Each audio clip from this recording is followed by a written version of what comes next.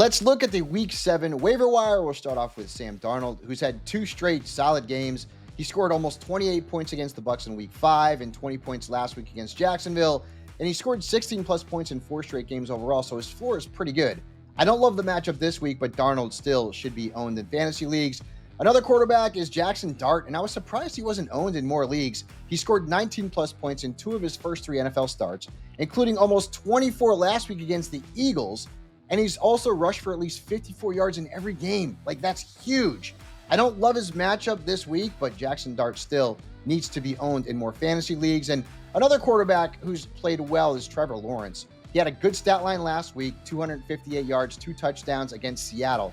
He's had 19 plus points in 2 straight games and 3 of his last 5 overall. And he's becoming a matchup-based starter in fantasy, so he is a player to pick up if you need help with the quarterback position. Moving on to running back and Kimani Vidal. Now, despite numerous reports last week, it was not Hassan Haskins that started. It was Kimani Vidal, and he had a very good game against the Dolphins. 124 rushing yards, 1 touchdown, almost 23 fantasy points, and he's still out there in a lot of leagues. Why? Because Haskins was considered the ad.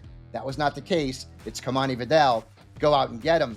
In Arizona, I guess we can't have nice things in fantasy football. We all thought it was going to be Michael Carter who was going to be the guy. He had 23 touches and almost 18 fantasy points in the previous week. And this week, Carter got the start, but Bam Knight played more snaps and saw more touches and had a touchdown. So this Cardinals backfield is likely to be very confusing, but Bam Knight needs to be owned right alongside Michael Carter. Moving on to the wide receivers, and Kendrick Bourne. I mean, he's gone all Jerry Rice on us in the last couple of weeks. Last week against the Bucs, 5 catches, 142 yards. He saw a team-high 9 targets from Mac Jones, and the Niners are all banged up. So until Ricky Pearsall is back, and maybe George Kittle comes back this week, and Juwan Jennings is playing with 5 broken ribs, all of a sudden, Kendrick Bourne is a guy that could be startable and has been startable in fantasy over the last couple of weeks. Moving on to a couple of tight ends, and Harold Fannin Jr. He had a huge game last week, 10 targets, 7 catches, 81 yards. And Dylan Gabriel, the new starting quarterback for the Browns, he loves to target his tight ends. And remember, David Njoku got banged up in that game last week, and there's a chance maybe Njoku gets traded before the deadline. So Harold Fannin is a very good pickup, and so is Michael Mayer.